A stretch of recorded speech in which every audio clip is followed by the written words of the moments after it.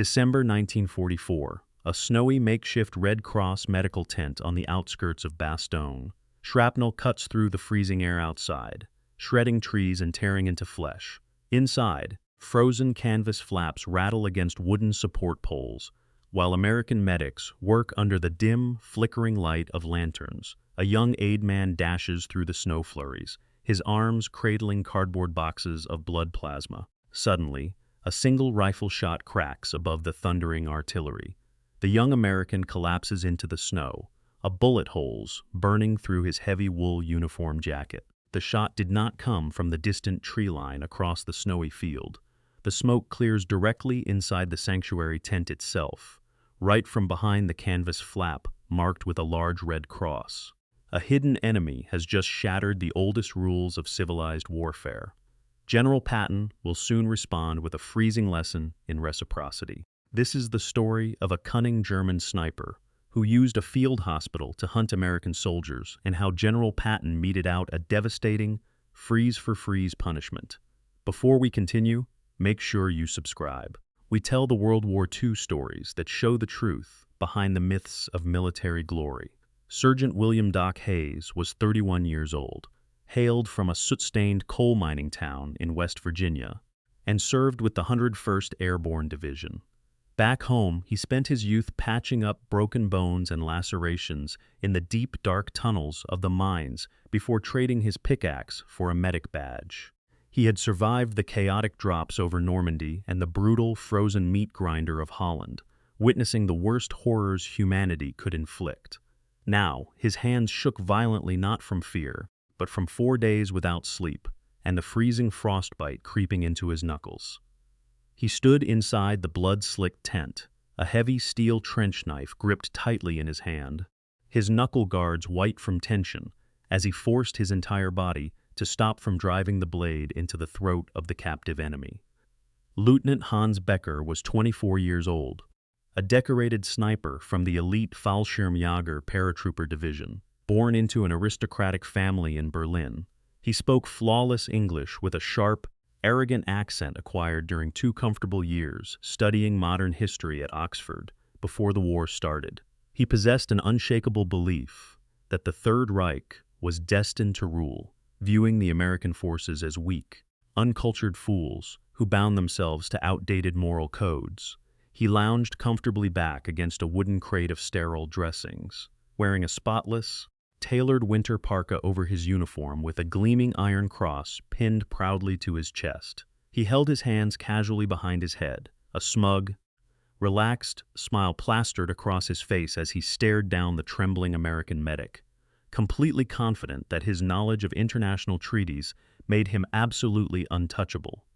By late December 1944, the Ardennes forest had transformed into a freezing, blood-soaked frozen landscape. The German army had launched its final, desperate counteroffensive, catching the Allied lines completely by surprise and trapping the undersupplied American airborne divisions inside the vital crossroads town of Bastogne.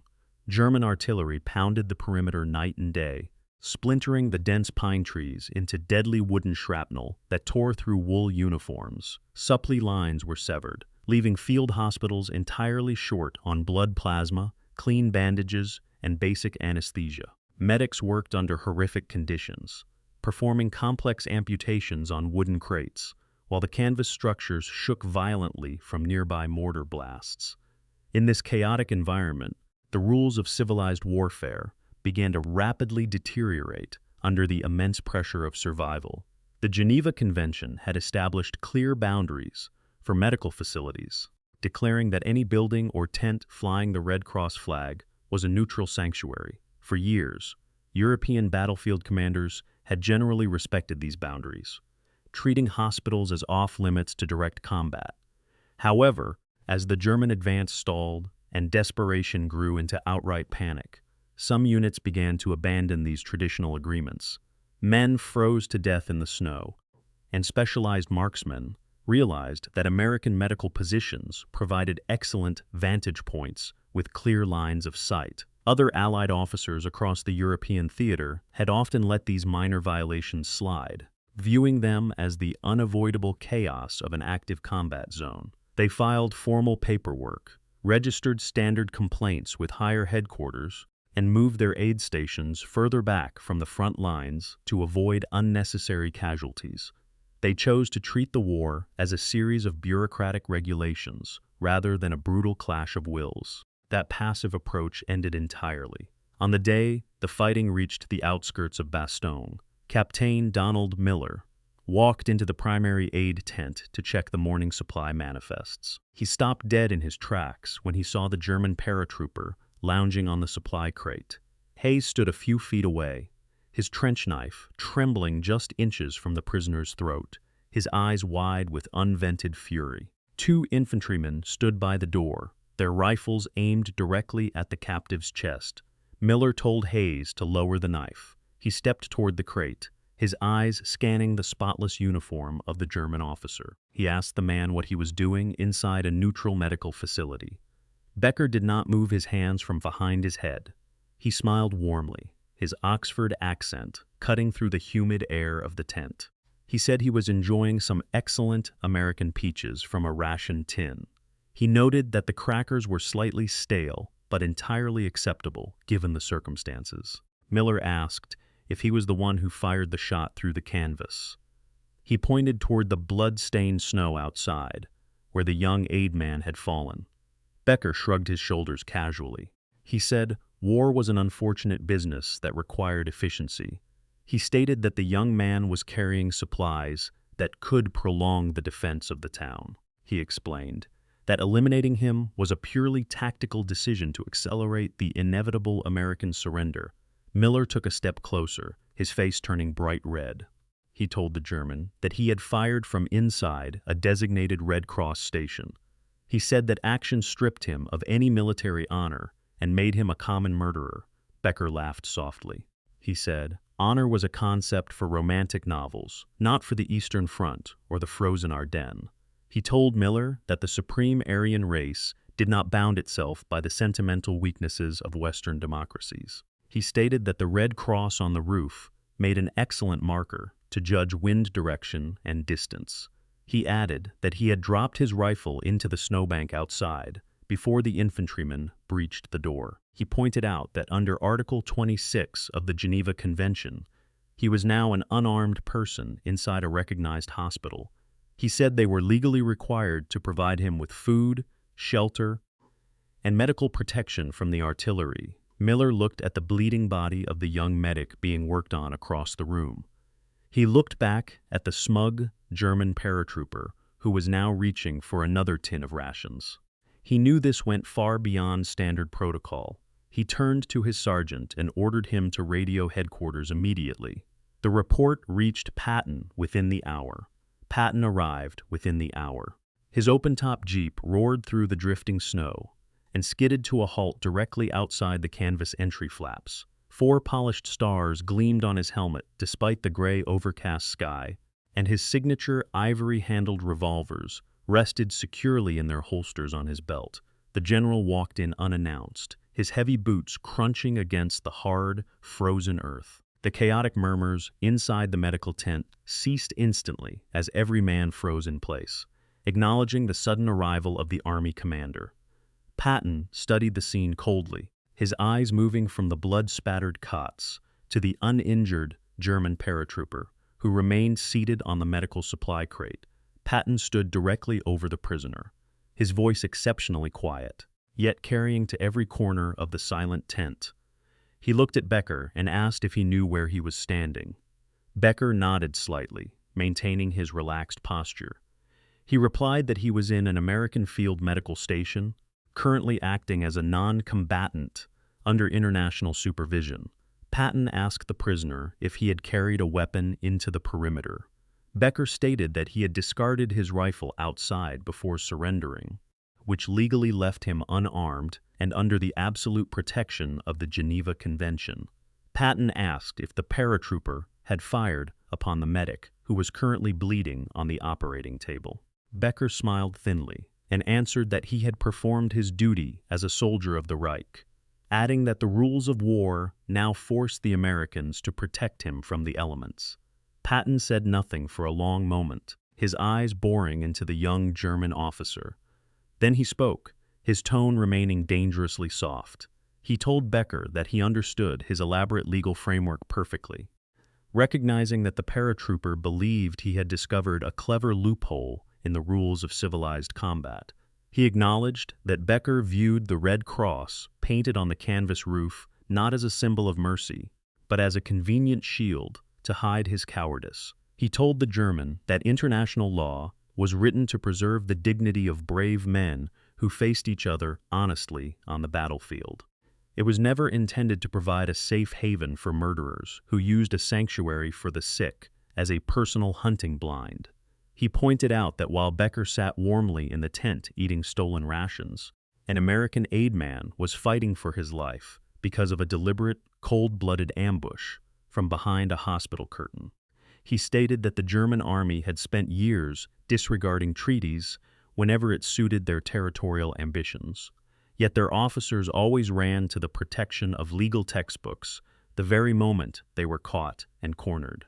He told Becker that if he wished to renounce the responsibilities of a true soldier by hiding among the wounded, he would no longer receive the privileges of one. He gave the German two distinct options to resolve the matter. He told Becker he could either stand up right now and face an immediate military tribunal for war crimes, or he could step outside and let the natural elements judge his ultimate fate. He gave him exactly 5 seconds to choose. Becker remained entirely silent, his arrogant smile finally fading as he realized the American general was not playing a bureaucratic game. Patton did not wait for the German to reply. He turned on his heel and issued a series of sharp, quiet commands to the two infantrymen standing by the canvas door. He ordered them to strip the prisoner of his heavy, insulated paratrooper parka. They tore away his lined winter gloves and forced him out of his thick, sheepskin-lined leather boots. Within moments, the arrogant lieutenant was left standing on the freezing dirt floor in nothing but his thin wool, under fatigues, and threadbare socks. Becker began to shiver violently, his face turning an asymmetric shade of pale as the raw Ardennes draft rushed through the open tent flap. Miller and Hayes watched in absolute silence as the guards grabbed the prisoner by his shoulders and marched him out into the swirling white blizzard. They pushed him past the perimeter defenses, leaving him completely exposed on a snow-covered logging trail that led deep into the dense, dark pine forest. Patton walked to the edge of the camp and called out to the retreating figure, telling him that if he managed to survive the sub-zero temperatures and find his way back to the German lines, he was perfectly welcome to file a formal complaint regarding American hospitality. The surrounding soldiers watched the shivering paratrooper disappear into the blinding white wilderness. Sergeant William Doc Hayes returned to West Virginia after the German surrender, leaving the horrors of the European theater behind him.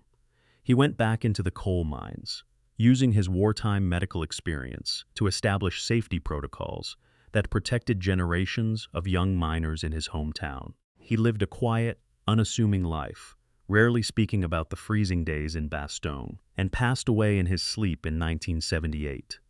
The trench knife he held that morning was buried alongside him, a silent witness to a moment of ultimate restraint.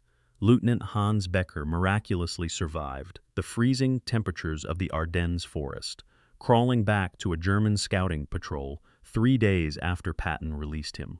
He spent the remainder of the war in a military hospital, recovering from severe frostbite, which eventually resulted in the amputation of his lower right leg.